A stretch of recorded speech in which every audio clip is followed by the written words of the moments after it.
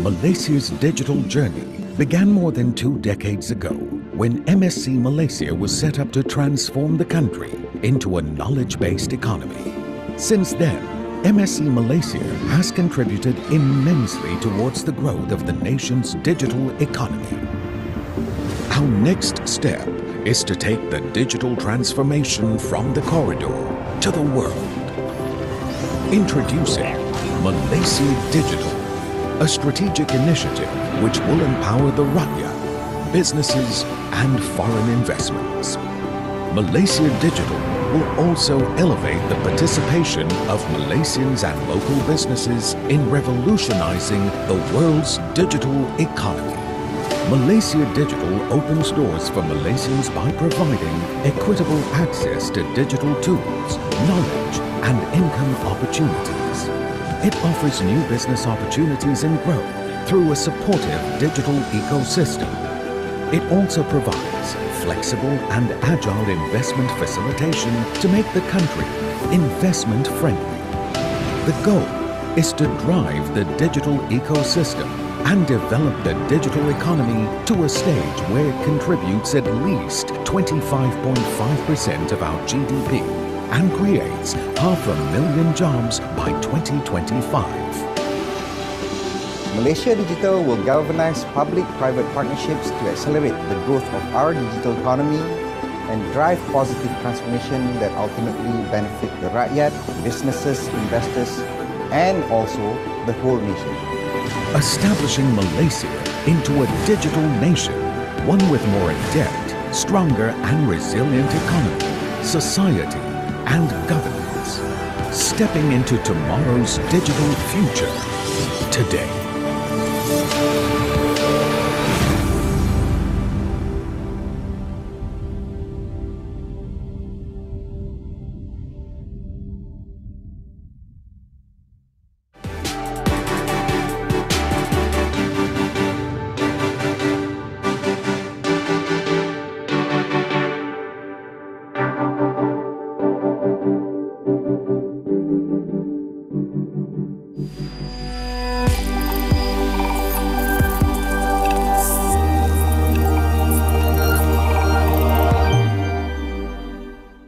Assalamualaikum warahmatullahi wabarakatuh. Salam perpaduan, salam Malaysia Madani. I'm pleased to share a groundbreaking initiative that is shaping the future of our nation, the National Data Sharing Policy or NDSP. In 2022, the government launched the NDSP, a visionary policy that transcends boundaries, encompassing the public sector, the private sector, and the rakyat. This policy holds the key to fostering a data sharing environment that is not only conducive but transformative. It aims to unleash the true potential of data, improve the quality and transparency of service delivery, stimulate innovation, and drive economic growth through data-driven solutions. The formulation of NDSP envisions a nation where data knows no bounds, where its accessibility and usability are at the core of our digital landscape. By actively engaging in this endeavor, we are laying a strong foundation for the next evolution of our digital ecosystem. We're embarking on a journey to build a stronger and more secure digital foundation for Malaysia. It is the keystone of our digital transformation agenda, empowering us to become a more inclusive, resilient, sustainable, and forward-thinking nation. Embracing responsible and ethical data sharing will unlock significant value for our society and economy, enhancing our competitiveness on the global stage. I encourage all of you to support this policy and explore the vast opportunities that data sharing presents. To raise awareness and gather valuable feedback, we have initiated the NDSP series, a collaborative effort by the Malaysia Digital Economy Corporation or MDEC, Malaysia Kini, and Digital News Asia or DNA, with the support of the Ministry of Communications and Digital. This series aims to educate the public about the benefits and challenges of data sharing, while gathering opinions and suggestions to enhance the policy and its implementation. Your active participation in these discussions will be instrumental in shaping the data sharing practices in Malaysia, leading us towards a secure and dynamic digital world. and let us embark on this remarkable journey together.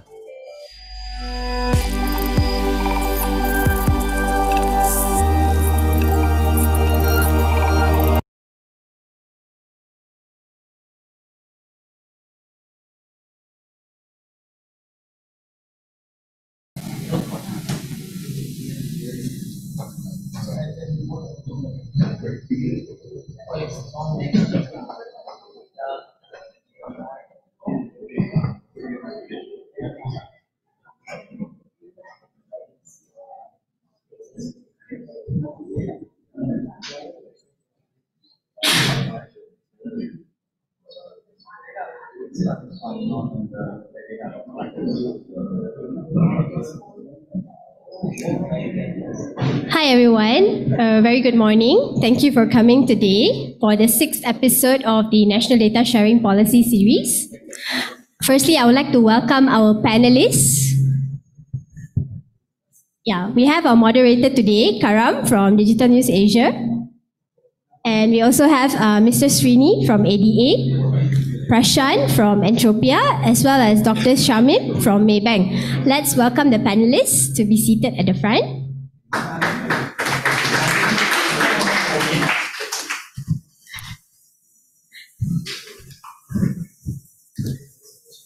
Yes, panelists can have a seat first. Now, before we begin, I would like to actually invite Dr. Carl from MDAC to give his opening remarks. Welcome, Dr. Carl.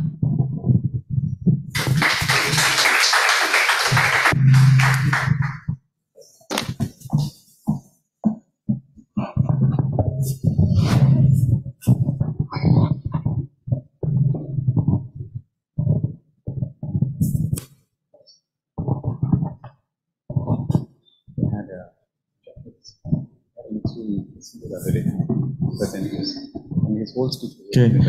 A very good morning, ladies and gentlemen. Salam perpaduan and salam Malaysia Madani. First of all, I'd like to welcome all of you to today's NDSP National Data Sharing Policy Series event number 6.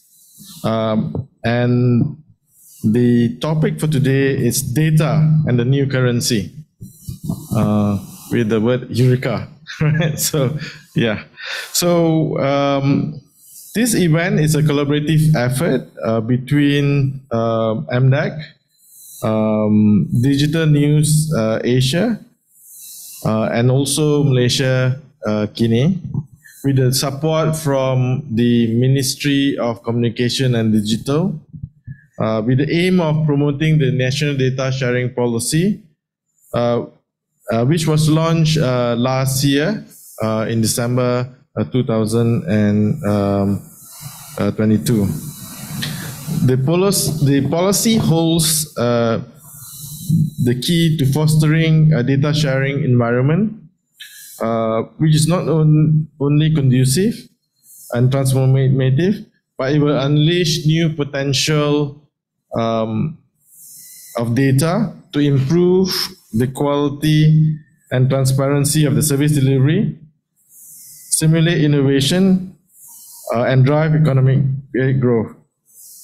The NDSP series aims to educate the public and will benefit from the use of data, as well as to gather opinion and suggestion to enhance the policy and its implementation.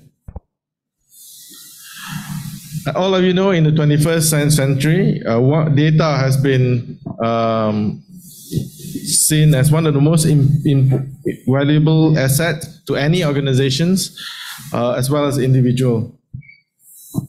And all of you have heard about, the data has been seen as the oil, and some of them also mentioned that data is also a currency, right? Especially in today's world. And you're seeing how data is being used in some of the more advanced technology like generative AI, where data has been used to create value, but at the same time, there's also certain challenges when it comes to use of this data from an ethical standpoint, there's recent debate going on about the use of generative AI by looking at copyright work, right? So I think some of these startups have been using copyright, artwork, music and so forth, where they learn from all this and then they generate new IPs, new creation from this, right? So the question is the legality of this, right? And also even the moral, ethically, whether this can be done, right? So there's a lot of discussion when it comes to the use of data, right? But that's on the negative side sometimes, right? But on a positive note, I think it's important to note that data has been used in a lot of different ways, right? Number one, it's just to understand the current situation, right? I think in our daily life, we use data to understand the current condition. For example, if you take your weight, right? You know your weight and then so forth, right? So you're able to manage your food intake and so forth. So data has been used to understand the current situation. Secondly, the data has also helped us to make better decision making, so that we are informed in terms of the choices, right? For example, when I come over here this morning, I use Waze, right? And Waze give you options, right? Option 1, use toll, how many minutes? Option 2, if you don't use toll, how many minutes? If there's no difference, then you don't use toll. If the difference is so great, like 30 minutes saving, you use the toll road, right? So it's something that you use data so that you're able to get informed decision making, right? Thirdly, data is the foundation for innovation, right? So I think the thing about data is that if you don't use the data, it will just reside in a database. But if you combine this data, right, to different sort of data within your organizations, then you're able to get greater insights. Especially if your organizations are doing marketing and promotion, then this allows you to understand your clients better and to have a better target marketing, right? So it actually will drive greater innovation, the use of marketing promotions and so forth, right? So as data become valuable, and of course I think the need to look at data ethics, the need to look at proper use of data is key, right? And through the National Data Sharing Policy, we are looking at guidelines and best practices that we were able to help the general public as well as the private sector and the government sector to understand the use of data and to use data ethically. So I would like to welcome our guests from Communication and Digital Ministry, Husni and others, who've been instrumental in the support of this policy. The ministry is driving the implementation of this policy and coordinating with various different ministry agencies and associations so that we're able to make sure that we have a conducive data ecosystem to allow innovation to take place and also better inform public and also the private sector. Hence, we believe that the NDSP initiative is a critical part of our effort to position Malaysia as a leader of digital economy. With your help and support, we can achieve our ambitious goal and to create a brighter future for Malaysians. With that, thank you.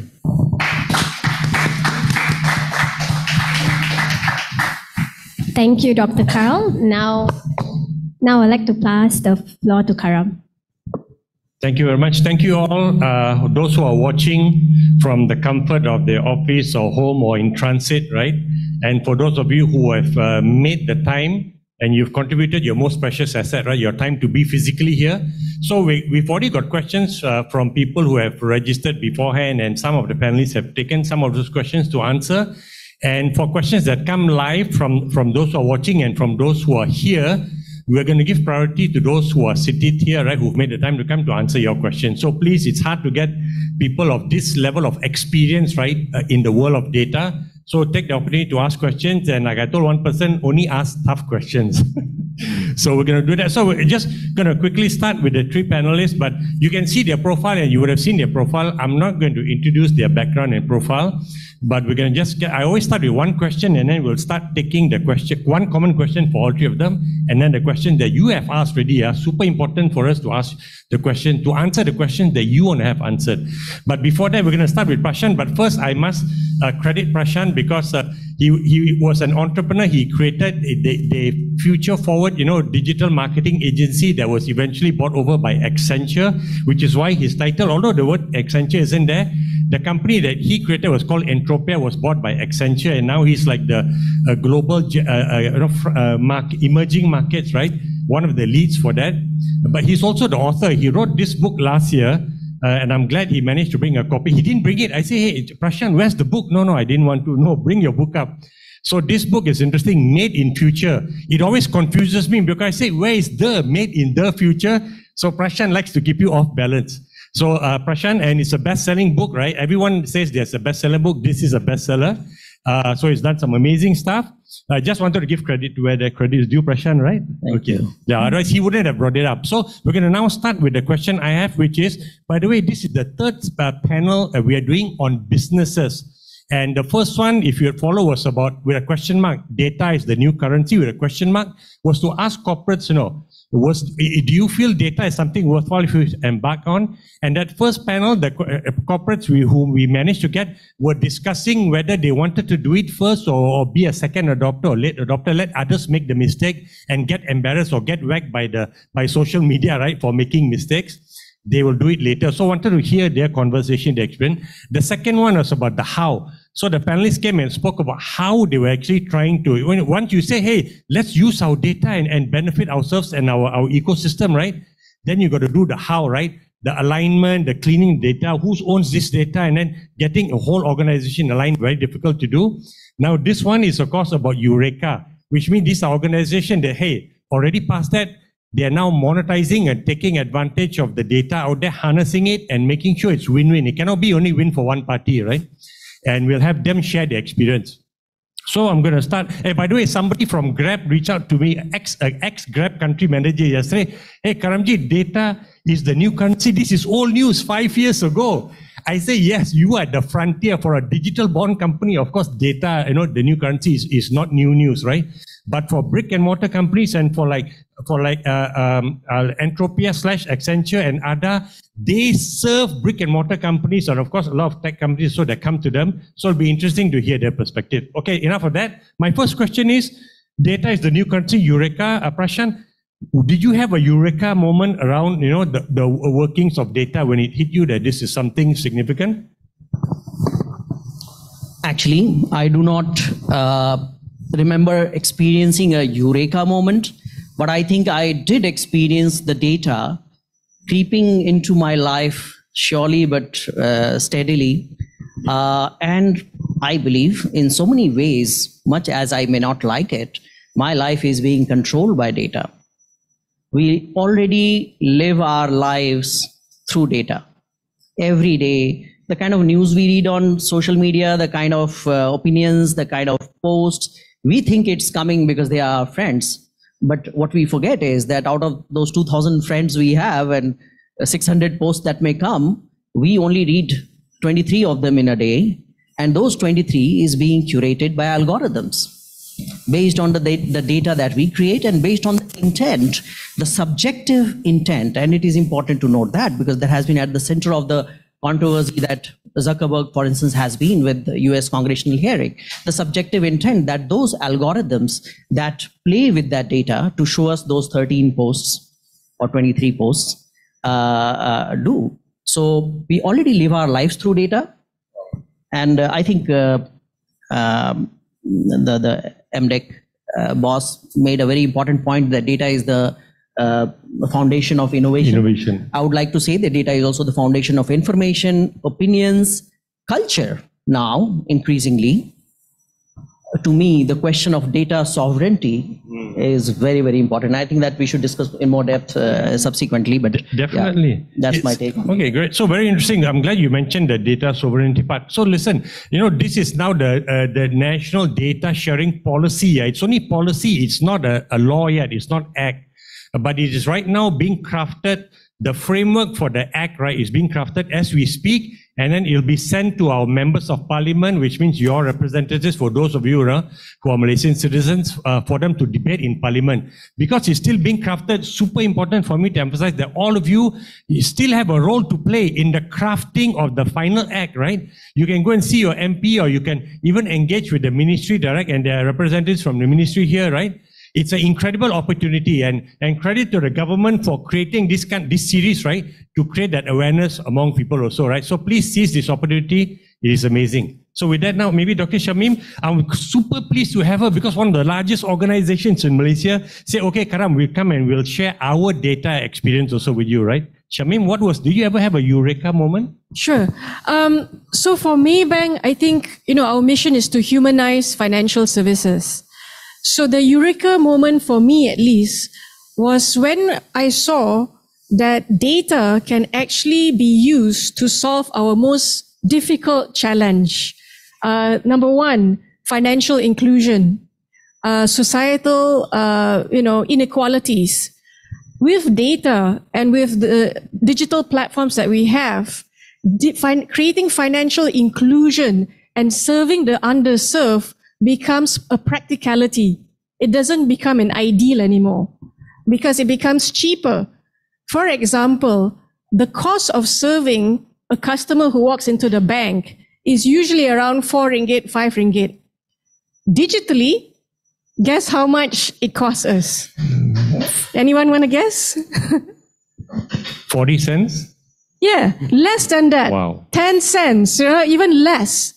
So with a digital platform, when the cost is low, we can serve a lot of people who we were not able to do so. So I think data, digital AI is a way for us to solve our most pressing challenges. And I think you hear this being echoed by a lot of leaders who are saying, hey, AI can be used to create human progress. And I think that was the Eureka moment, because I saw a huge opportunity which we can solve actually. Good. I think one quick snippet, when I was talking to Dr. Shameem yesterday, she was also saying that she feels so motivated and energized to go to work every day, because they're seeing how through the utilization of data, they're able to help more people. And I thought, wow, that's amazing to feel so energized to go to work, because it gives you greater meaning, right, about the job you're doing. That's amazing, man. And that's through data. By the way, Ada it was an offshot from Axiata, right? If those of you who know the story. And recently he was in the news like 2 weeks ago, where they had Mitsui, who's already an existing investor, after 5 years came in and said, I think Sri, we like what you're doing. We're going to put in more money and give you more white hair now. So they just invested another, I use 60 million as the benchmark, so I don't forget the actual number. But their valuation is like at over $500 million. So he's got a lot of pressure on him, but he's been able to deliver all this while. But so for you, Sri, before this, was there ever a Eureka moment for you around the world of data? Yeah, I guess similar to Prashant, I think we are in the business of data and AI since we started in 2018. I was thinking back last night when I looked at your question. So maybe there was one moment which, okay, there's no Madame Curie moment of Eureka, right? Correct. But maybe if I think about it, there was one moment once, I think in the early days of 2018 when we started off, we were processing a lot of consumer insights from mobile application data. So we would look at, hey, what type of apps, when are they opening it? What are the timestamps? We would collect timestamps of when someone is opening it. We would know what network they are on. And this is not from telco data, by the way. This is just whatever digital footprint is being left behind. And one of our data scientists, and he was based out of Sri Lanka, and he did a quick analysis, and he built a quick machine learning model. And he can predict when you are likely to switch over, say, from Axis to Celcom or Celcom to DG back then, 30 days in advance. What? That's crazy. So, yeah, and that was like, wow. And all it was, there's no telco data in it. All it was predominantly just looking at opening of apps from timestamp data. And the machine had learned with 80% accuracy that you are most likely to churn 1 month in advance. For me, that was like, wow, imagine now if every telco can predict and every bank could predict and every industry could predict, hey, when I'm about to lose 1 month in advance, so I can do something about it. So I would say that's obviously a combination of data plus AI. Yeah, that's probably quite a big one. Honestly, listening to that gives me the cold chills, man. I exaggerate not. That's insane, man. So I got to try to keep data at bay somehow in my life, although you say we're surrounded anymore. Yesterday I was in a car and then the person who was guiding me, and I told them, trust the algorithm. Interesting. I used the trust the algo. And I say, wow, interesting that I'm saying that. So it's okay, I'm beyond help now. If anyone can help me, push me back from the edge, please help me after this. Just to add to what Srinivas said, one of the manifestations of what data can do, recently, a man was arrested on the grounds of the Queen's Palace in London because his Gen AI girlfriend, remember this is 100% virtual, Gen AI character, what we also sometimes call meta-human. This meta-human girlfriend on an app called Replica. Any of you can download it and try it out. Replica. I mean, it's like Tinder, but you make girlfriends with completely virtual characters or boyfriends. Yeah. So, and his Replica girlfriend egged him on that you should do it and this is the right thing to do and you are doing the right thing. And he actually went to murder the Queen and he got arrested on the grounds. I mean, when you hear about it for the first time, it feels surreal. Initially, I thought maybe it's just a stunt staged by Replica to get global attention because it hit the headlines everywhere immediately.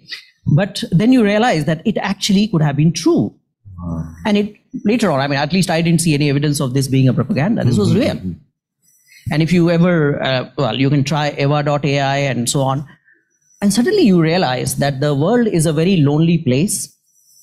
There is a lot of love, care, companionship gap left by humans. Now, with machines being able to understand sentiments, it is possible to fill that gap with machines, maybe not exactly as humans would, definitely not, but people fall in love with their soft toys. Let's not forget that. People play with NPCs in online games all the time, right? And it's okay. So I always like to remind cynics and naysayers that, people often, I mean, there's a beautiful saying that people overestimate what will happen in next 2 years and underestimate what will happen in the next 5. Wow, okay. Yeah. Interesting. Very good. Thanks. So the panelists are going to be also very spontaneous and fluid, interacting and adding to each other. Great. Okay. We'll move on to some of the questions that all of you have asked. And I'm going to start with Prashant first, right? Are there any ethics, right, in data collection and dissemination? And this was asked by Dr. Subramaniam, who's with Open University of Malaysia. Of course. Of course. I thought it was interesting that we would know the answers, of course, but he asked with a question mark, kind of intriguing. Right? It's like maybe they're cynical that there are ethics because you feel like the big tech companies are just taking your data and using it. I mean, this is such a critical and fundamental question. The thing is, a lot of people and organizations have been using data in a casual way because maybe it is not so significant and central to their lives, at least as they realize so far. But data is people. The information component of our living is growing and growing, right? I mean, just look at it at work. For a lot of people who work from home and who work in global organizations, your work is virtual, right? Today, your face is there. Tomorrow, after Microsoft 365 comes, you may just have your avatar up there. And it's possible your colleagues will not see what you look like for years, and it's okay. So if 80% of the people, 80% of the time see you as an avatar, as a meta-human, which actually mimics your expressions and everything perfect, just imagine you are information as far as your colleagues go. That's your work life, 8 hours every day at least, spend there. So information is people, data is people, it's your life. Of course, there are fundamental questions of ethics, fundamental questions. And I think in the particular context of Gen AI, there are ethical guardrails, there are legal guardrails, there are normative guardrails. Every society, for instance, an American society has different kinds of norms about what you can say and what you can't say than, let's say, Japanese society versus Thai society versus, say, Malaysian society, right? So then there are normative guardrails, and then there are, of course, all sorts of safety and privacy and all those guardrails. So the fundamental question, and I think if you read about the Sam Altman saga, one of the axes, very crucial axis that it played out on was the whole question of AI safety. Yes. You know, so yeah, absolutely. Okay, Sorry. very good. Okay, good. So unless any of you want to add that, I'm going to go on to a question from to Dr. Shameem, right? And this was asked by a gentleman who's with a fintech company. So you'll then understand why he asked this question. How can financial startups ensure data monetization while staying compliant with regulation? So I think, you see, the finance industry has actually gone through ups and downs. If I just go back to the recent 2008-2009 financial crisis, that was a crisis not just of finance, but a crisis of trust. Because a lot of banks were actually, you know, just trying to monetize. That was the goal. They were incentivized to sell. Now, a step back, a lesson learned. I think if you're in the fintech world, in the finance world, we need to remember that what will keep us sustainable as an industry, because if I talk about finance right now, our key competitors are not fintechs or finance companies anymore. It's the non-finance companies, okay? It's the tech companies. And so the number one duty I think that we have as a financial institution, be it fintech, or traditional bank, is to ensure that we lead with strong value system. So our mission, Humanizing Financial Services, came about after the financial crisis of 2008-2009. Now, underlying that mission is a strong commitment and value system, which is number one, based on ethics and trust. That underpins everything what we do. So if we cannot, make decisions based on those kind of value system, then we shouldn't do it. So in terms of fintechs right now, I think the goal is to look at regulation as a means to help us do the right things. Regulations are there to help us make sure that everyone has an equal playing field, and ensuring that we do the right things, right? So see it as an opportunity to do the right thing rather than an add-on on top of monetization. No, it should be the other way around. Okay, great. Look, we've got a question from the audience. Can we pass the mic to the gentleman? Yeah? Oh, you can. Good, let's keep it spontaneous. Great. Normally they say that startups, you break things and then you apologize later. Here you're adopting this in fintech different. Okay, go ahead. Yeah, thank you very much. No matter what we talk about currency will need to be traded and also be sent overseas, right? Consequently, there's of course data sovereignty issues. What specific laws, both on financial and criminal, needs to be instituted to make this possible and protect the Malaysian citizens? I know it's good to have trust, but no one follows based on trust unless there's a penalty. So all of this, I would say, is great, but unless you can specifically stipulate what financial laws and repercussions, both not just for financial institutions that share data, but also personal people, along with criminal laws that needs to be amended to make this possible. Thank you. So yeah, exactly. So let me start with the finance industry under our central bank, Bank Negara, has very, very strict regulations. So the criticism on banks when it comes to digital in the past was that we are very slow. And the reason why we are slow was because, a big reason is because of risk management, compliance requirements, and things like that. However, now, today, with the advent of all the issues that you're seeing, I see the banks as, this is our time, because we are built, with the mindset of risk management. In fact, we make money through taking risk prudently. So the laws in Malaysia right now that ensures financial institution at least do the right things is things like Anti-Money Laundering Act, AMLA. So that law ensures that we actually do not do the harmful things to society. We have existing financial laws there. Now, in terms of criminal laws and things like that, I think, we need to relook carefully because we also don't want to constrain innovation. So I think this is the issue that I think when we spoke to MCMC, for example, they're also trying to figure out how do we actually create a society where you can instill innovation, but yet do the right thing. So it's a balancing act that we need to look at, actually. So if I may add to Shameem, the question of how to regulate data is a global question. And I do not think that debate has got anywhere close to over. However, there are three very low-hanging fruits for a country like Malaysia. Number one is, I think, as far as individual privacy is concerned, Europe sets the tone.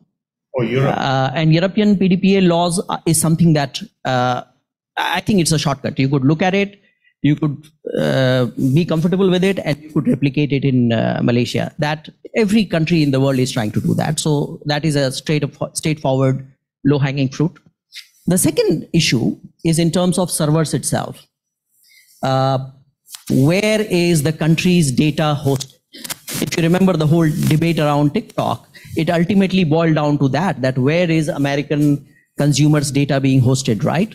So how do you ensure that any data captured on a country's citizens is hosted in the local geography, does not travel elsewhere? Now, this is easier said than done, especially for a small country like Malaysia. It is difficult because don't forget, in a way, when you are negotiating these terms, you are actually taking on United States of America, for instance, because most of the data is right now sitting there, right? But what will comfort Malaysia to know is that you are not in this battle alone. Every European country is fighting that battle with the United States as well. So how do you at least stay with the best-in-class practices as are being established between, let's say, a Germany and a France versus US, and we follow, or Australia even. I think Australia has been pretty active in this space as well. The third question, this second point I spoke about, has become particularly critical when it comes to generative AI, because those of you who are familiar with how LLMs, the neural networks are developed, they are working on the data on the open internet, right? So there's a lot of Malaysian data also being pulled in there. Now, beyond a point, I think, obviously, I mean, all countries in today's times, nobody wants to be North Korea, right? So you want to keep your windows open, but yet your feet firmly on the ground, right? So it's a very tricky balance in response to the fact that someday all our data whatever is in the open internet being used by a global LLM sitting in some foreign country, and they start having an influence, subjective influence on our opinions. I'm not saying positive or negative, I'm just saying subjective. So some of you may have heard in the last few months, Japan, Korea, India, some countries in Europe, they all have announced their intention to develop their own foundation models. Now that, I believe, is a very important prerogative for government of Malaysia as well.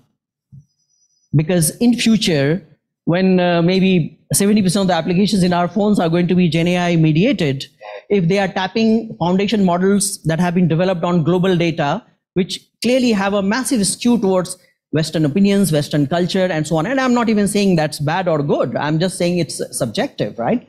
So how do we ensure that a Malaysian society still has a way to manage societal will within the hands and legs that it can exercise, all right? So this is a very important opportunity. Should Malaysia have its own foundation model? It's an expensive project, but it can be done through public-private partnership, and different countries in the world have started making initiatives on that. All right. Sorry. Actually, the UAE has its own. They developed the open source Falcon large language model, and they also have a large language model in Arabic. This is very interesting, actually. In fact, just last week there was a presentation in MDEC where one institution had presented a way to preserve the local content and culture through using generative AI, but using not just large language models, which is trained, like you mentioned, global data and things like that, but using expert knowledge-based systems at the foundational level so that it doesn't hallucinate. So, and then subsequently layering on top where you need the large language model, right? So I think there are different alternative ways of developing, which I think we should explore. I think it's not just one size fits all. I think it should be fit for purpose. What's our purpose? What's our objective? And then you develop the models based on that. Yeah. Fascinating, great. Thank you so much. So, maybe just a quick comment on that. I was just thinking, I mean, because I was just thinking, I was reflecting, and amazing points from my fellow panelists, right? But the question started with ethics and then went to law. We talk about ethics when there's no law, or law is gray. So, of course, and I think one of society's fundamental tenets is property ownership, asset ownership, and protection of property and asset ownership. We're all saying data is an asset. So there need to be better laws in protecting who owns what data and how that data can be licensed and utilized. One of the key challenges which we've seen since last, I think, at least 6 years operating the business and using data in order to drive value is data, and especially digital footprint, went on the backbone of internet. Internet was by definition cross-border. There was very limited control, very limited regulation on what was going on in that space. And a lot of data is from digital footprint and is just naturally followed the internet approach. And now, of course, there's a lot more value and asset ownership that needs to be brought in. And I think only laws and regulations can enable that, right? And that's what I would encourage to do, a lot more laws in who owns what.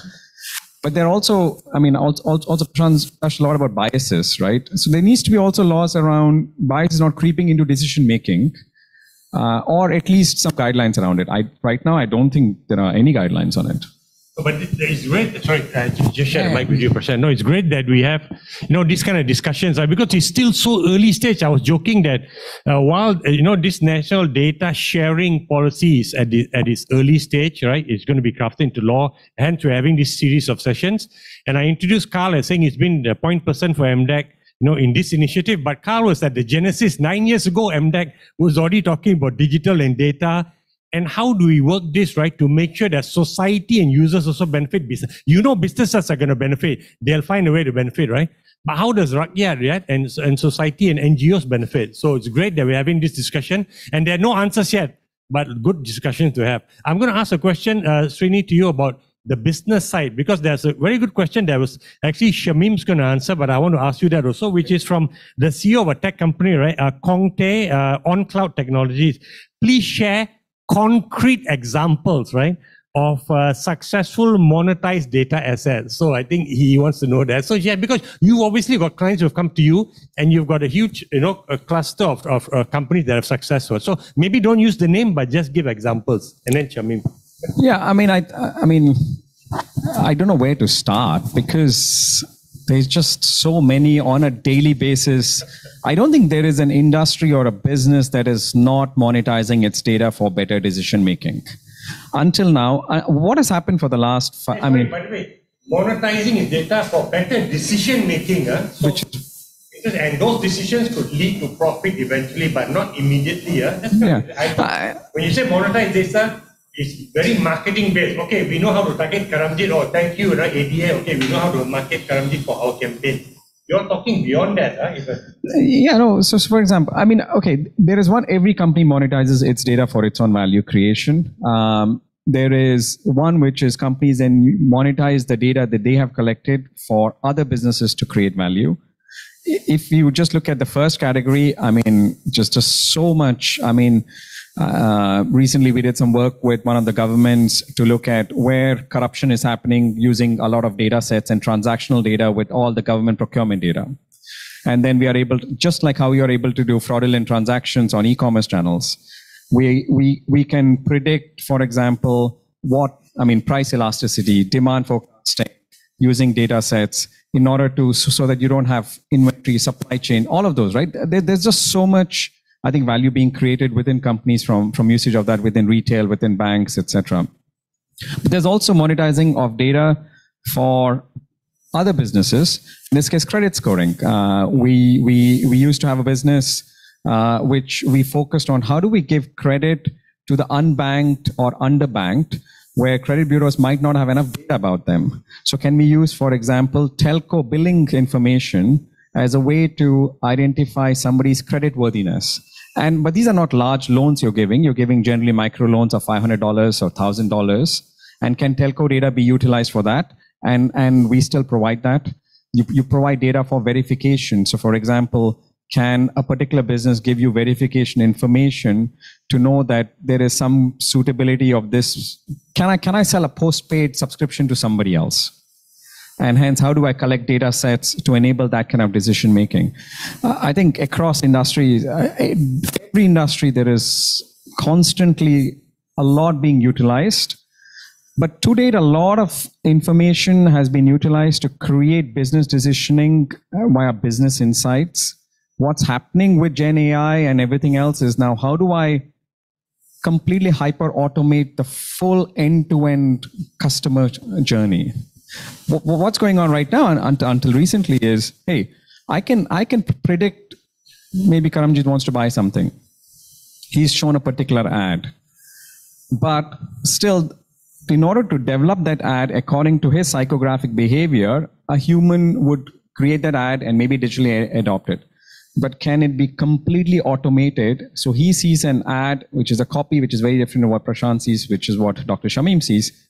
Now, for that, humanly, it's not possible, and that's why Gen AI comes into picture. And that's personalization, right? And I think the next wave of data monetization is personalization. Yeah, market of one. Dr. Shameem, yeah, sure. Yeah. Concrete examples, I'm repeating the question, very important. Concrete examples, right, of successfully monetized data assets. Sure. Now, in the context of a bank, one of the key services that we do is to loan people money. So I'll give you an example of our small, medium enterprises. So previously, you had to walk into the branch, apply for a loan. It takes months. So now, with the power of understanding who you are, right, and when and trying to understand whether how much we can loan you, we can make those decisions digitally. You don't even have to walk into the branch. You can apply online for your SME loan, get it approved, and decision comes back to you, and get the money disbursed to you all within 10 minutes, right? So that's one example where we have actually used data and digital to actually facilitate that whole process. Now, secondly, in the past, if you were an entrepreneur, right, and you wanted to, let's say, start a business, you came to Maybank. Now, Maybank is, as many of you know, our job is to ensure, our biggest priority is to ensure that everyone gets their dividend. Okay. Our shareholders have a lot of expectations. Our dividend payout ratio is about 80% for the past few years. Okay. So we therefore have a very conservative, sometimes view on who we can lend money to. We want to make sure that we do the right things, right? And very careful with it. So if you are an entrepreneur who just is trying to start up your business, previously, using our old way of looking at you, we would not loan you the money. No history, no track record, right? We can't see the cash flow of your business. But now, because some of you have been banking with us for many years, right? We can say, we will now allow for people with less than 3 years track record running that business to get a loan. So this is again the power of analytics. Like Srini was explaining, we can use other data as well to make inferences about whether you're a credit-worthy entrepreneur. So those are examples in which we've actually expanded the way we do business using data and insights out of the data that we have. In the Gen AI world, they call it few shot learning. You don't need a lot of data. Exactly. I think that's because I saw a lot of questions around, we don't have much data. How do we do this, right? Do we need big data? I think to Prashant's point, we don't need big data to do a lot of great things. Exactly. In fact, I always think, the going back to the Eureka moment, the more challenging it is, that's where the money is. If it's easy, everyone will do it. If it's more challenging, that's your opportunity to figure out how to use inferences, statistics, analyze, what could be the possibilities and make money out of that. What is so interesting, so many questions came from people, right? We don't have a lot of data, but how can we take advantage and monetize it? I get that question a lot from companies also, because you feel that you need to be at the size of a digital example, like Food Panda or Grab or Boost, right? Big bunch of customers, then you allow data point, then you can monetize. It's not the case. So, but let me just quickly jump to Sri, because is that true also that you are trying to come to you with very little data set and they say, can you help us with, because they will come to you with campaigns, right? Can you help us execute a campaign successfully? Is that true what you say? Or you have to qualify what you said that you don't need a lot of data? I mean, more data is always useful, but if there is limited data set, that is also sufficient to drive a lot of decision making. Typically, if you're not collecting a lot of data, your decision making is probably somebody's judgment based on their past experiences. Now, can that judgment be improved by looking at data sets, running some models on top of whatever you have? For sure, yeah.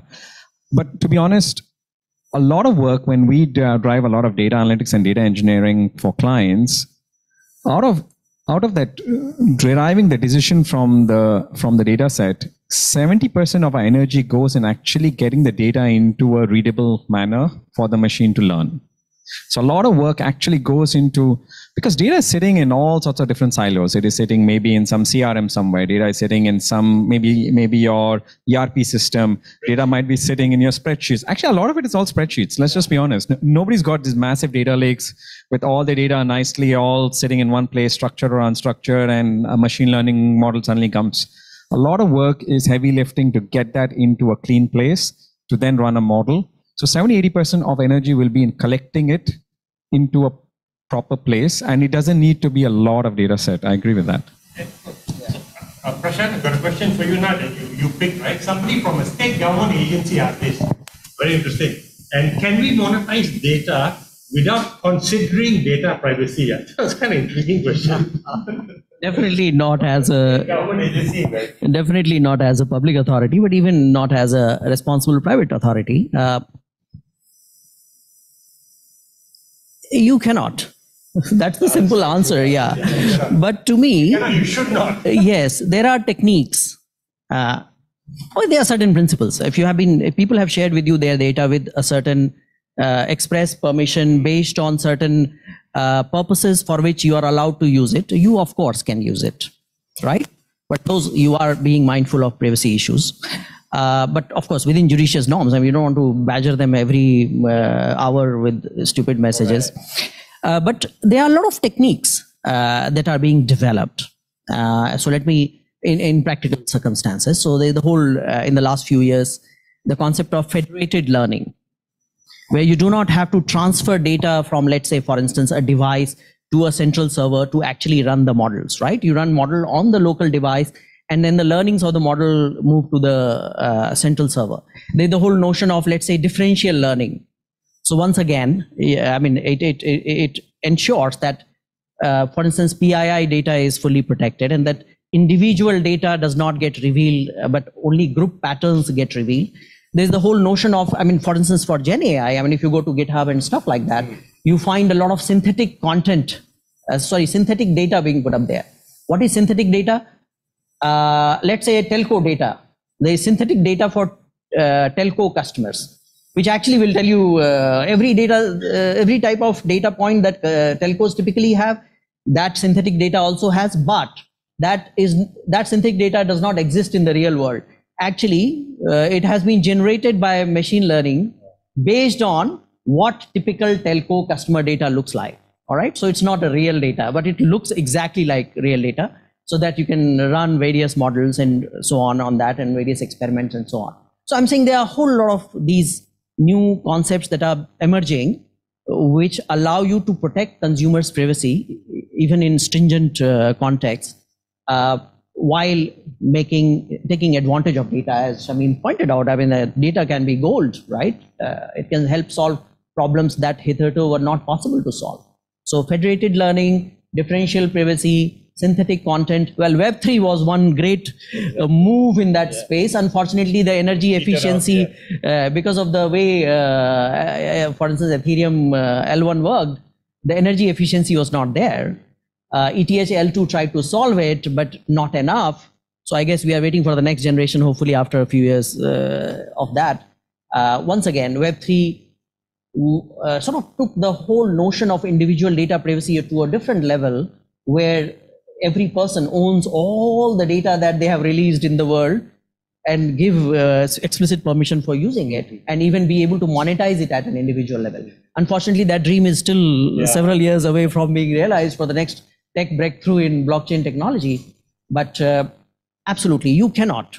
Okay. Can I answer that? I have a question from the audience watching online as well. Sure.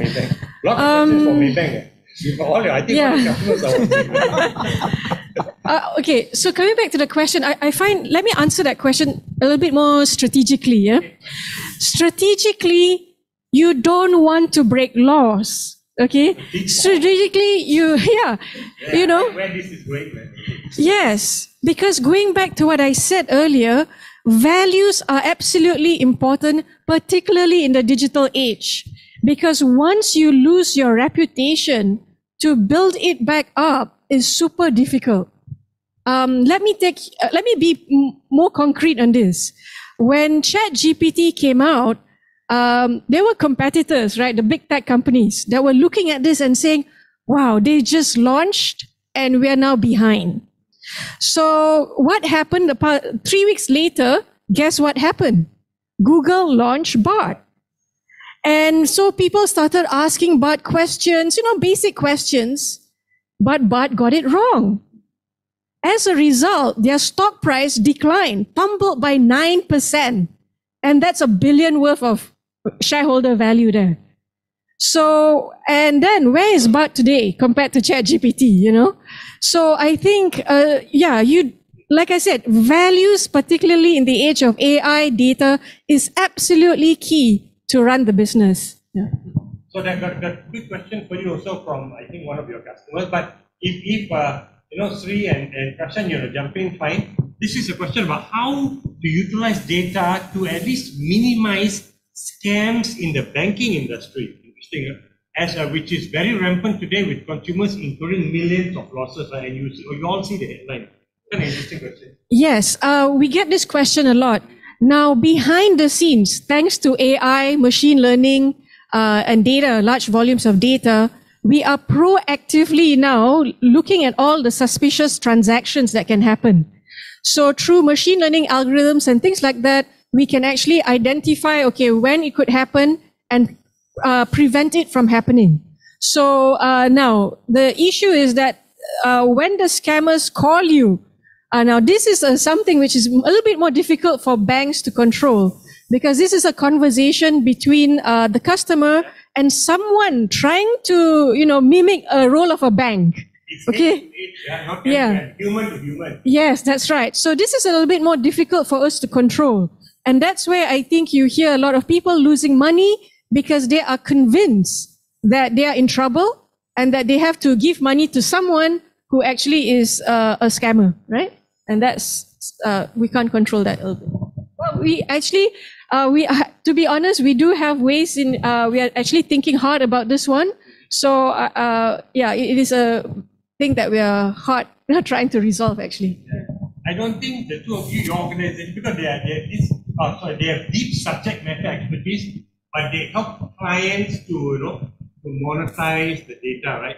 So this is not something that you all have come across, right? Accenture develops those algorithms that Accenture, has for many banks around the world developed algorithms that help them capture fraud. Exactly the kind of stuff that you guys are already using. So, I have another take on this. Have you heard about the Nigerian scammers, which promised to the legendary Nigerian prince who for last 20 years wants to give away $370 billion worth of, and you may have noticed that whenever you get those emails, there are always a lot of spelling mistakes in those emails, or the grammar is not quite right. Have you ever wondered that if those scams are so successful that they continue for a 20th year, How come they don't have enough money to run a Grammarly spell check or something like that? Here is the secret. Those mistakes, those errors are conscious. It's a self-select mechanism because they don't want intelligent people, extremely literate people to react to those emails because it's a waste of time. They know that there's no way to get money out of these people. So they are looking for those people who are not offended by those spelling mistakes and those grammar mistakes. So it's a very clever self-select mechanism. All right, there's deep psychology behind it. So next time you get a phone call from one of those scammers, try to waste their time by asking really intelligent questions. There's a chance they will drop you out of their database. Instead of just getting angry or shutting. Yeah. Okay. So, gentlemen, if you can also just share your name with audience. I think it's on. On. Okay. Dato Ho here. Dato Ho. Yes. I'm going to share with you a real example. It's not only people like you are. Can you hear? Okay. It's not only people like you are in the business of trying to monetize this thing. Scammers are doing it. Example. Facebook made easy. Okay, they're going out giving all sort of offers. Somebody will pick it up. I pick it up. Okay. They took me on to WhatsApp. Okay, chatting for some time, and then after talking for so long, I took the offer. Took the offer, and in order to secure the offer, I have to download an apps. Okay, I say no initially, but I say yes, you must. If you want it, you must download. Put 10 ringgit inside there. I thought after some time, okay, let's do it. After some time, checking here and there is actually an office in Puchong, but I didn't call the office, right? I thought it was real. So downloaded the apps. The next day, something happened. I was receiving TNG SMS, 800 ringgit going out. Okay. Then an email from TNG state, inconsistent activities detected. I got worried because data was not complete. I went into my account, 100,000 gone. 100,000 gone. Okay. Wow. I snapshot 7,000 plus, send it to Bob. Bob is one of the SVP. And I say, help, please help. Because I don't know how to do this thing, early in the morning, what the hell is happening? I have never experienced it. Bob say, somebody from cyber, whatever, coming to call me. Nothing happened. Something like that. Nobody called. I went in again. 3,000 left. I snapshot send again. Please help. What can I do? After about half an hour, I log in again. The bank account is locked. Okay? It's half an hour. Okay? And I was helpless. Right? So it's not only people like you are monetizing the data. There are people out there monetizing the data this week. Okay? Yes. No, hold on. More than that. I want to get. No. Oh, lock already. Now the question is like this. Data is coming through the system, going to the fella. The fella did the transaction. Okay? Now in between here, the telcos. This is the system. Yeah, he's using telco to run through, isn't it? Right? Now the telco itself is unable to know what is happening. That's why when you say predictive, I want to know more. Okay? Now when I reach out to these people, there are two banks involved, so-called a mule account. Money was going through, right? So when money going through, I reach out. Why can't the whole system come together and do something? Half an hour. We're talking very fast kind of thing on this kind of data stuff, isn't it? By the second, gone. Half an hour, you cannot do anything. So I'm asking you guys, who is at fault to protect me? Telco, bank, who? I don't know. We know how one MDB worked out. After the shit happened, still can catch. Still cannot catch. Right? So the bank people call me up. I say, what happened? The money gone. Normal lah. This is very normal. How did the money go? To ATM. ATM, how the hell did ATM move the money so fast? Then I went to Bank Negara to complain. Yeah, Bank Negara people told me, there is a way where within a short period of time in the banking system, they can create many accounts. Because ATM 5K per day. Now there's 100 over K there, right? How the hell did it happen? In the system, making many accounts so that 5K go. I'm just wondering, I mean, tech is fantastic, yeah? Tech is fantastic.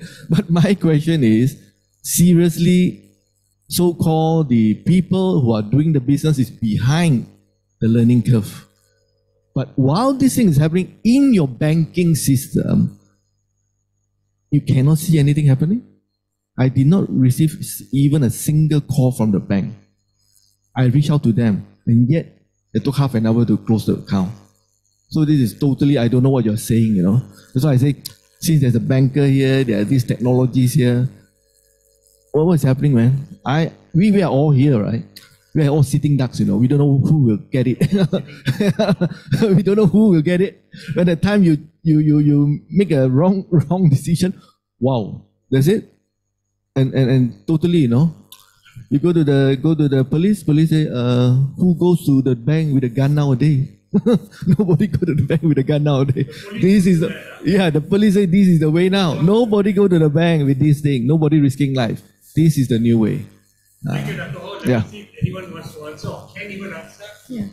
Thank you for sharing that. Yeah. So, firstly, yeah.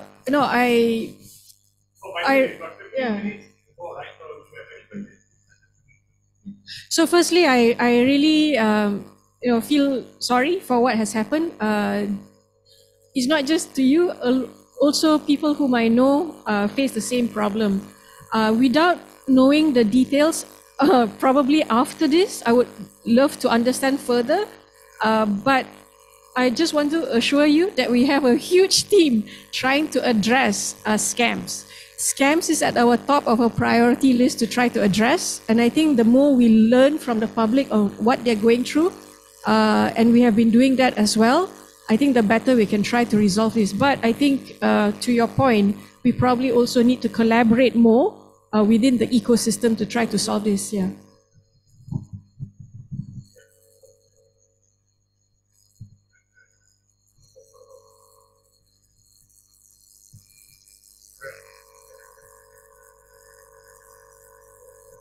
So,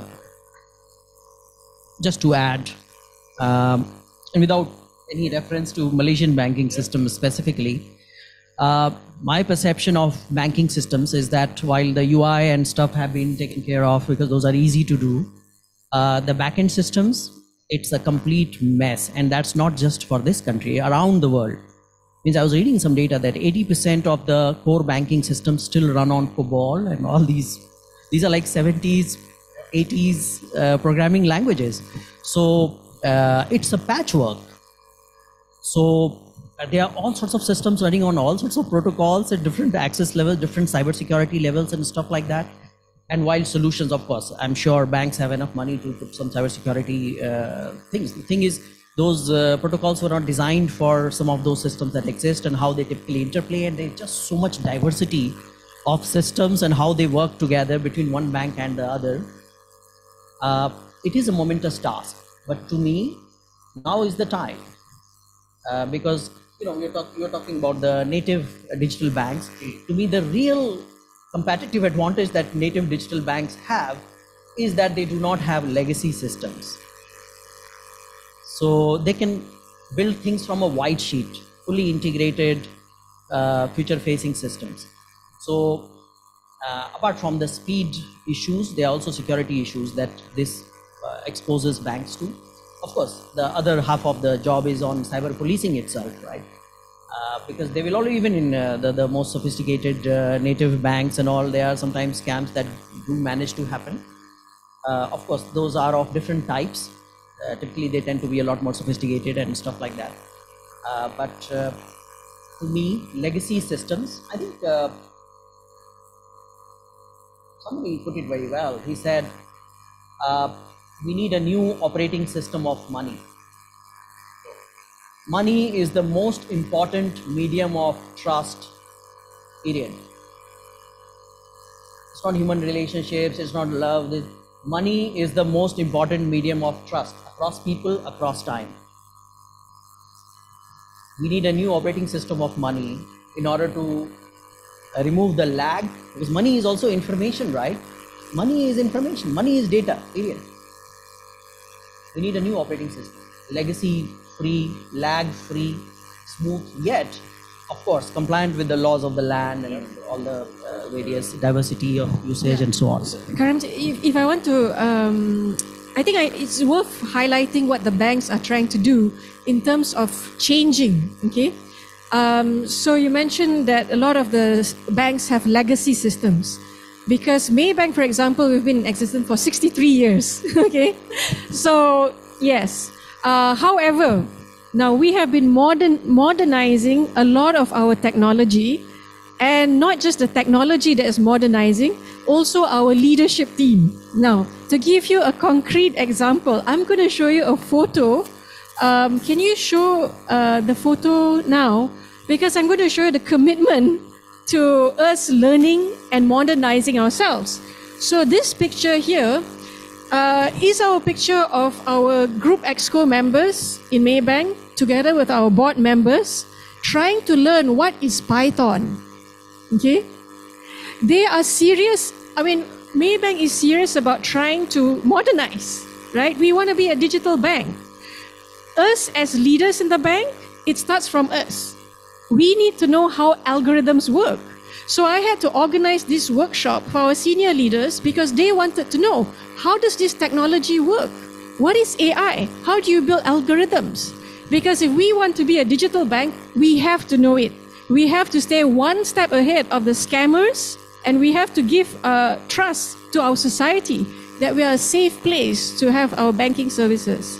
So that's the commitment that we have. You can see people who are great hat, right?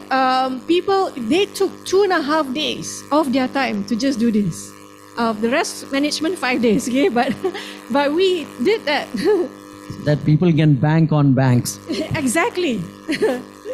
Thank you.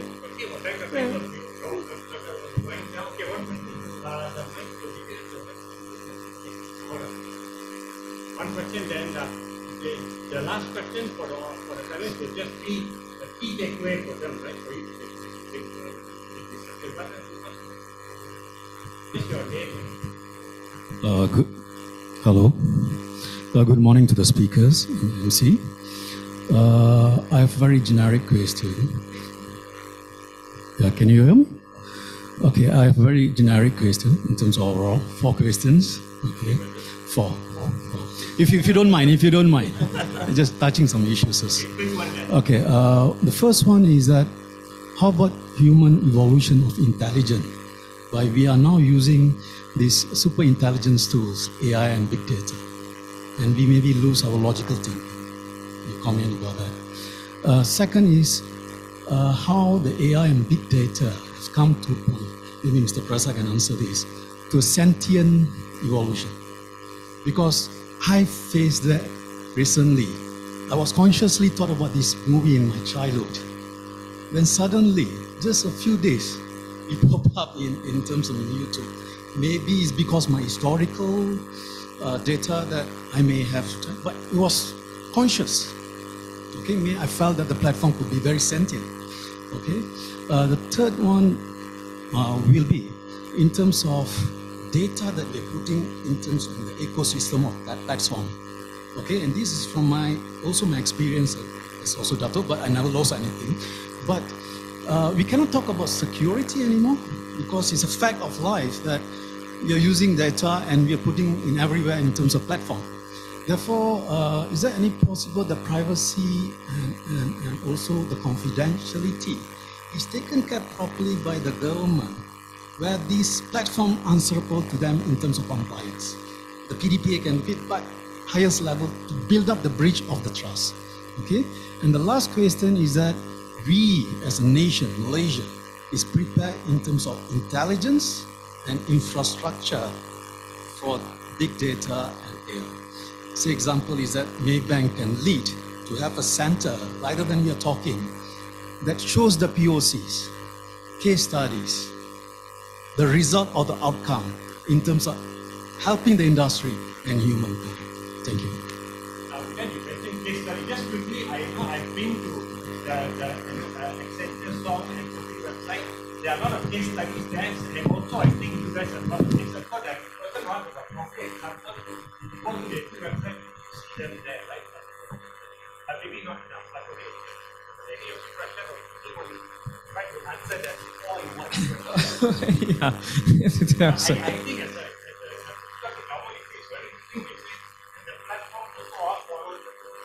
yeah.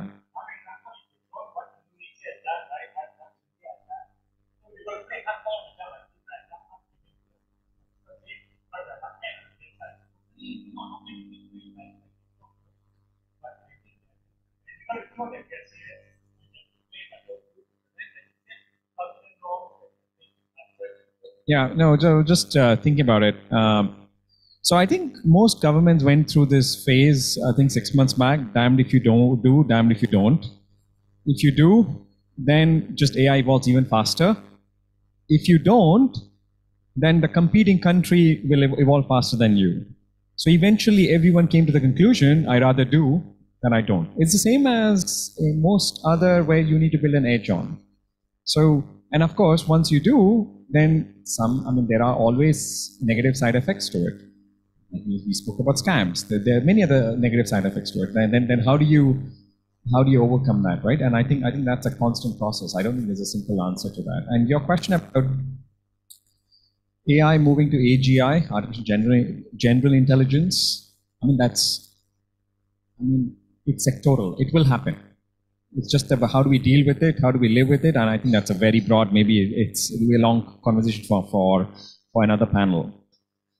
Especially maybe on data privacy, there is one thing that I think what's happening with the data privacy, and this is something we've done a lot of thinking behind, and the last 5-6 years, we've been quite involved in this across different countries we operate, right?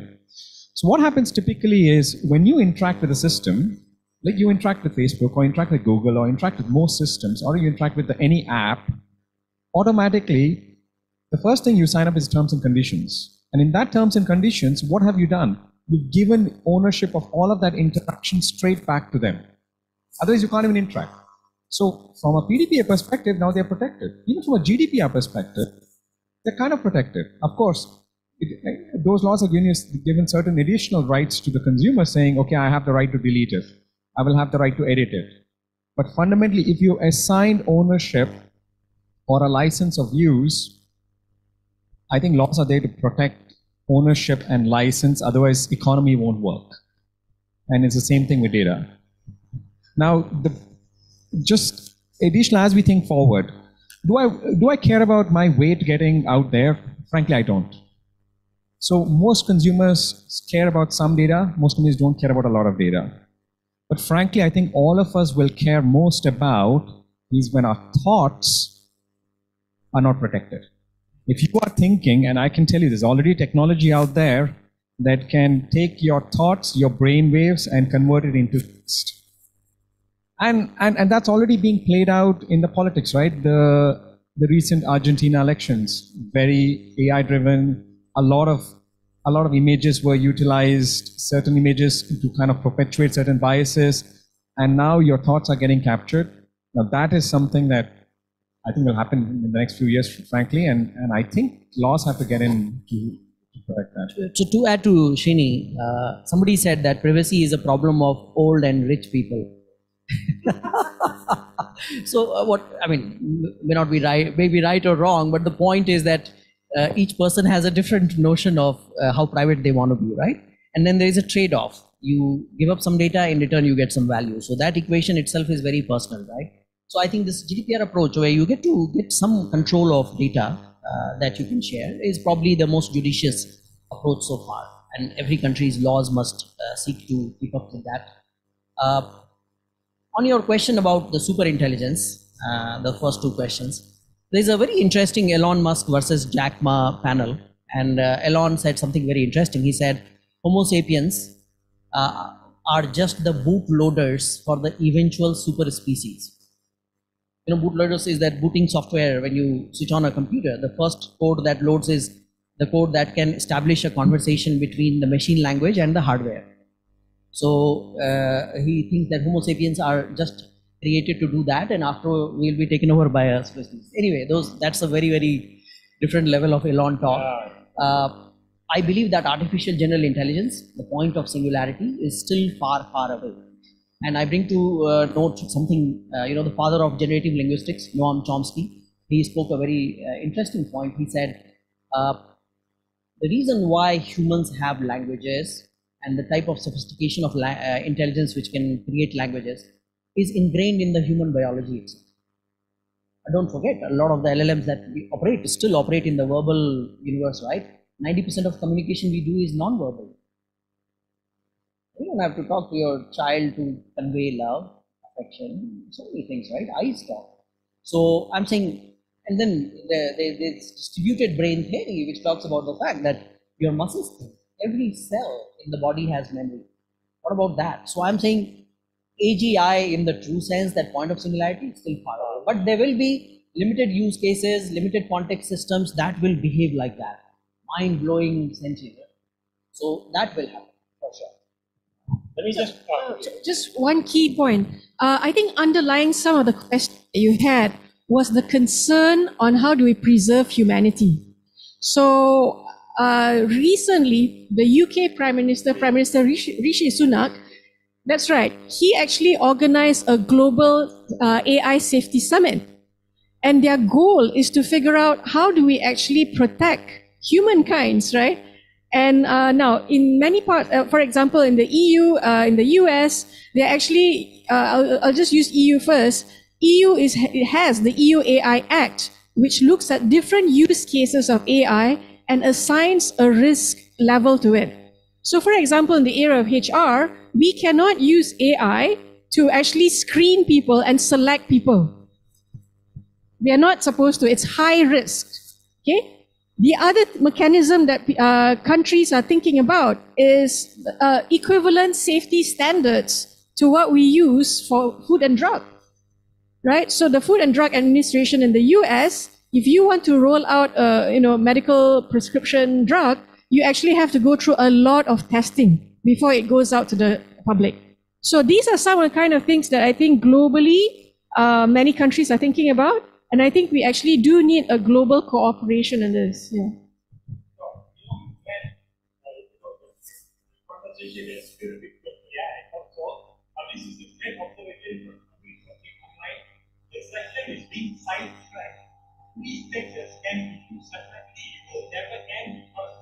Human factor, please focus on data usage and benefit rate. I do feel that, that is episode 6, right? I would also think that security is a hygiene factor. Because when you buy a car, you think you can buy it before that. So maybe all these hygiene factors are not there because the site is coming up with that. Maybe for next day, we have to series because I think that's quite fun. So not talk about security or something. It's still so new and it's very personal, like my Dr. Coach said, right?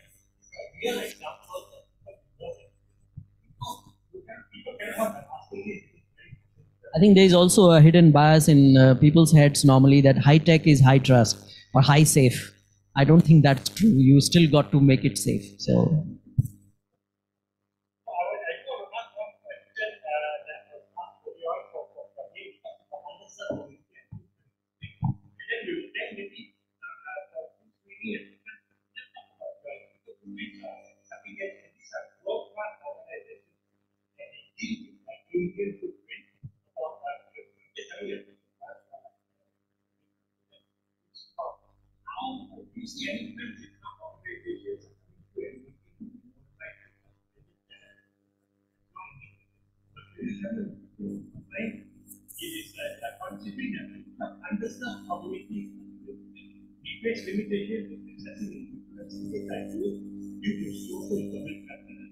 Can you elaborate on the strategies that your organization is trying to reach this gap? And ensure that this benefit from Yeah, thank you for that question. Because I love that question because it speaks back to our values and our mission. So a good example is during the pandemic, thousands of SMEs simply could not do normal business. You would have no customers. No one would walk to your stores anymore, right? So now we internally within the bank saw that this is something that we must solve. The government had given a loan moratorium, if many of you recall. For 6 months, if you were running a business, you did not have to pay any of the loan interest and installments and things like that. But we said this is not enough because people need money coming in.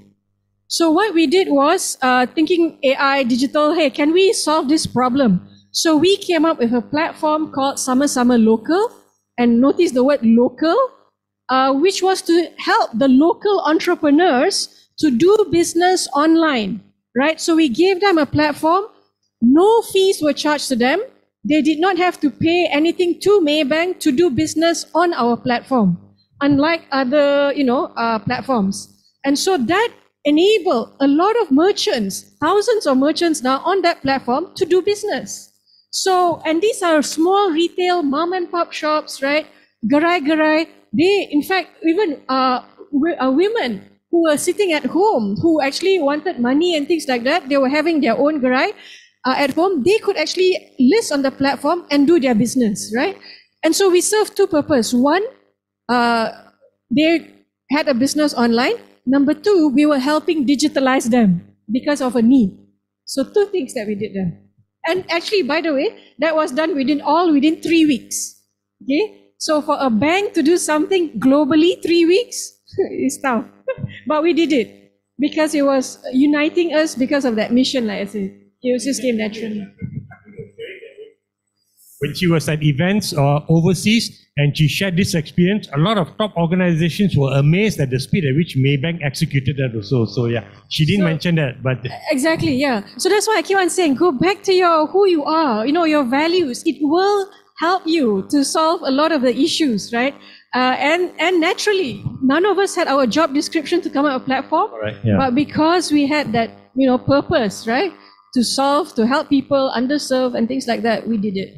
All right, that last question, Srini, that asked the two of you, but I'm only going to ask you to answer that because there was a specific question for Prashant to answer. It's his last question. Yeah, it is in terms of how data can be monetized by companies, and right? any trends you're seeing, right, from out there? Yeah, I think, simplistically, right, you look at most companies, what are they trying to do? They're trying to grow their revenue or reduce their cost. Right. It's quite simple. And when you're trying to grow revenue, you're trying to do two things. You're trying to get more customers to buy, or you're trying to increase the price. But then there is also, you increase the price too much, you might get less customers. So a lot of the data monetization is getting more customers in, finding more customer insights, who's going to buy, what kind of ad do I show, how do I get my current customers to buy more, and hence analyzing a lot of data behind the consumers, from their CRM, their custom data platforms, etc. And on the price side, it is a lot of analysis of market data, what are competitors charging, what's going on 11/11, right? On, say, for example, Shopee or Lazada. How have my competitors priced it? How are they moving the price? How much do I price maximize? And kind of doing a lot of price elasticity and price estimation. All of that requires a lot of data, and AI is being utilized across most of our clients. And on the cost side, it is a lot to do with, again, supply chain, inventory. We work with some of the manufacturing organizations in identifying, okay, there was a soap manufacturing company, in getting data from their sensors, on their machine lines, etc., to predict where defects are happening in that supply chain, in that manufacturing line. Even a 5% improvement creates a big bottom line impact. So it's really looking at wherever data is being spewed out, how do we utilize that to make some better decision, either to drive revenue or to drive cost. I mean, I'm happy to have a separate maybe chat with anyone who's looking at how do they monetize data, because that's what we do, and there's just examples that there's too many and too wide. Okay, great. So this is a question. The last question is for Prashant, because somebody picked up on what he mentioned earlier, and then we'll do the 45-second key takeaway for the audience, right? Let me read this out. As we move towards a system of digital currencies, there's apprehension among citizens about the potential loss of access to their funds already happening, right? But even more so, and increased control by financial institutions. Interesting that you think financial controls will have more, financial institutions will have more control. Whether that's true or not, but this could leave individuals vulnerable to having their financial access cut off at any time. Wow, interesting. Do you believe this transition might prompt resistance or even revolt from the public? What measures can be taken to ensure financial inclusivity and security in the digital currency era? This is specifically for Prashant. Last question. So I see there are two questions there. Because when you say digital currency, then I am reminded of stable coins and CBDCs and stuff like that, right? Which are maybe pegged to US dollars or the national currencies, but may not have may not be like bank money you deposit in the bank, right? Yeah. Because there, obviously, it comes with when you talk about stable coins, they come with their own risks and all. So you're not signing actually trust with the Federal Reserve or Reserve or the government of a country, central banks of your country. You're actually signing a contract with a private corporation which has its own risk profile, right?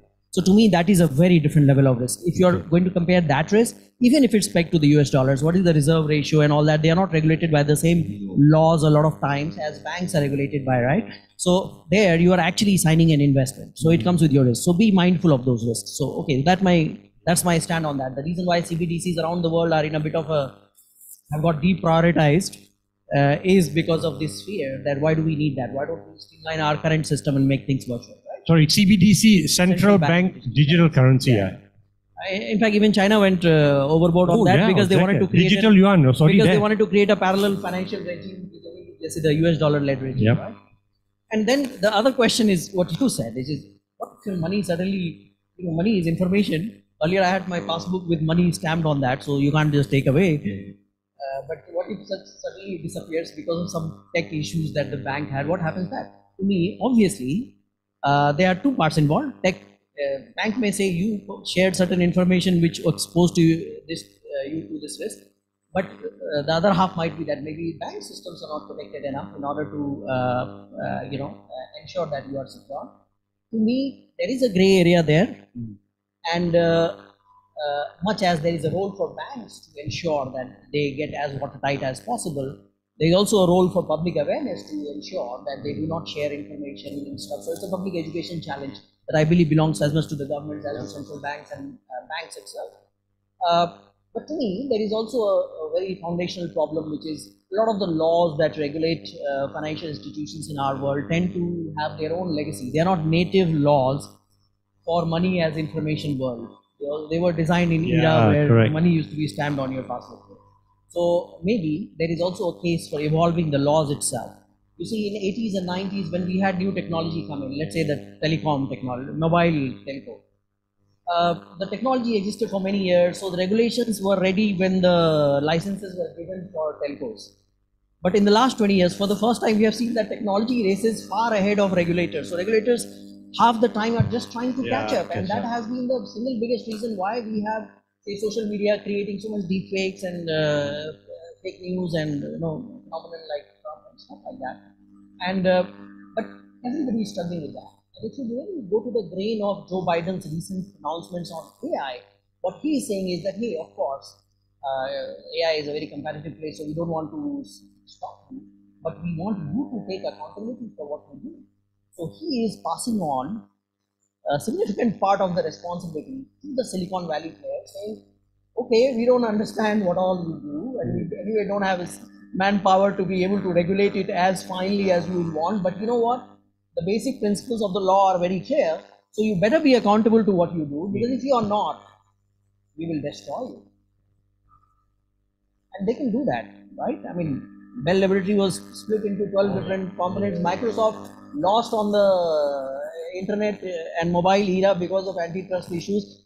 Today, Facebook is not the global virtual currency and e-commerce giant. It's because US Congress put it. So they can do it. So they are passing on part of the accountability to companies. Because companies who are at the cutting edge of technology can no more say that, hey, my job is to push technology as far as I can. It is your job to tell me what to do and what not to do, and I'll fill my lawyers to understand that. They are saying, you guys understand the best what you're doing. Make sure it follows the common principles of the law. Okay. Very good. Thank you so much. Okay, wow, amazing, interesting discussion, great questions. We're going to just quickly wrap up now, and I see people nodding. Maybe your key takeaway for the audience, and maybe revolving around our topic is up to bring you back, right? Data is the new currency, Eureka. Sure. Yeah, I mean, sectorally, I think the future of data is AI. There's just so much data being produced. Without AI, you can't really derive much value out of it. So the future of data is AI. And without AI, you're not going to get the individual personalization we all seek, right? So that's probably this thing. Maybe I'll end off with something that I remember Prashant started off the conversation with, is about relationships with AI agents. I think we will all have a relationship with an AI agent. I have a relationship with my ChatGPT today, and that's as a trusted helper to draft certain emails or other concepts or papers. And that relationship will go deeper and deeper. Eventually, it might become a relationship with an AI doctor. It might become a relationship with an AI therapist. That's bound to happen. So we might as well start making those relationships happen. Shameem? Sure. I'll speak to, for those of you who are trying to start on this journey, you really, number one, don't need big data to start on the journey. Number two, I think what can help the business, just an example of Maybank, is being very clear with your objective. And here there's objective, long-term objective, short-term objectives. And based on this, you then can decide where are you going to invest, right? And how much you want to invest to build up your data capabilities. Because you may want to invest now, or you may want to invest later, depending on your objectives. The third is that to organize your data is extremely important, because going back to Srini's, I think, point earlier, or Prashant's point earlier, you have to have data to improve decision making. So trying to organize the data within the organization, you don't need to buy, Changi software. You can start simply, even in an Excel spreadsheet, you can start organizing data. And then you can grow, into other more sophisticated databases once you see the use cases and monetization aspects of it. Okay, oh, that's good news to know, right? People want to know if they can start simple and easy and quick, right? Okay, Prashant, your key takeaway for the audience? Well, I would like to go back to what you just said and what Srinivas earlier mentioned. I think data wrangling is right now the most practical and fundamental problem in most organizations. Data sits in so many different places. And how do you organize it in a way? And in fact, lately they have coined a term for it called data fabric. How do you organize disparate data in ways so that they can all talk to each other and they can be used for all sorts of purposes because they have a unified data architecture, right? So that is the biggest challenge. So I would say begin your journey on this data wrangling maturity by starting with an Excel sheet and then gradually but have a strategic intent even when you are creating your Excel sheet. And when thinking about how to organize data, ultimately only one thing matters: what creates value for your customers in ways that keep you competitive. So if you are focused on that, then that is the single most, that's the only question that matters. So then you can organize the data in a judicious way. So, yeah. Fantastic, excellent. Thank you all who are watching online, right, for the questions, for the audience here, for your attention. Dato' Ho, for your raw honesty, that's just unbelievable, right? But so scary. Absolutely. Yeah, absolutely, right. And thank you for the three of you for sharing. And I think Prashant was telling earlier about, we will all have our virtual or digital avatars, right, in the world. So coincidentally, we are working on a project, and some APU students created a digital avatar of me in the how the Klingon version of Karamjit would look like, right? Because Star Trek is my favorite, science fiction series, and if you want to have a look, you can have a look closer, right? How they look, it made me into a Klingon thing, but it's amazing. But it's really happening, right? And I could decide to use this as my digital avatar when interacting with people in the world. It's unbelievable what's already technology is capable of, and what is going to be capable of. We need a Lord of the Rings version of him. Lord of the Rings, yeah. You know which character. Yeah, true. Okay. But with that, thank you so much. Just give a round of applause to our panelists, and thank you all for coming here. Please network with them also. They are still around. Thank you so much. Thank you.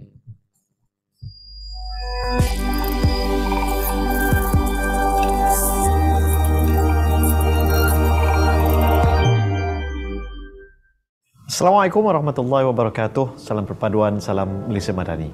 I'm pleased to share a groundbreaking initiative that is shaping the future of our nation, the National Data Sharing Policy, or NDSP. In 2022, the government launched the NDSP, a visionary policy that transcends boundaries, encompassing the public sector, the private sector, and the rakyat. This policy holds the key to fostering a data sharing environment that is not only conducive, but transformative. It aims to unleash the true potential of data, improve the quality and transparency of service delivery, stimulate innovation, and drive economic growth through data-driven solutions. The formulation of NDSP envisions a nation where data knows no bounds, where its accessibility and usability are at the core of our digital landscape. By actively engaging in this endeavor, we are laying a strong foundation for the next evolution of our digital ecosystem. We're embarking on a journey to build a stronger and more secure digital foundation for Malaysia. It is the keystone of our digital transformation agenda, empowering us to become a more inclusive, resilient, sustainable, and forward-thinking nation. Embracing responsible and ethical data sharing will unlock significant value for our society and economy, enhancing our competitiveness on the global stage. I encourage all of you to support this policy and explore the vast opportunities that data sharing presents. To raise awareness and gather valuable feedback, we have initiated the NDSP series, a collaborative effort by the Malaysia Digital Economy Corporation, or MDEC, Malaysia Kini, and Digital News Asia, or DNA, with the support of the Ministry of Communications and Digital. This series aims to educate the public about the benefits and challenges of data sharing, while gathering opinions and suggestions to enhance the policy and its implementation. Your active participation in these discussions will be instrumental in shaping the data sharing practices in Malaysia, leading us towards a secure and dynamic digital world. And let us embark on this remarkable journey together.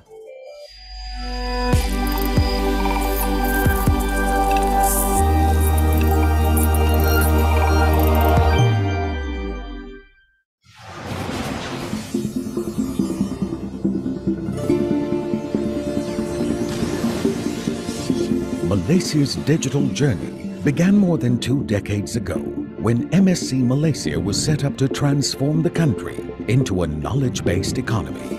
Since then, MSC Malaysia has contributed immensely towards the growth of the nation's digital economy. Our next step is to take the digital transformation from the corridor to the world. Introducing Malaysia Digital, a strategic initiative which will empower the rakyat, businesses and foreign investments.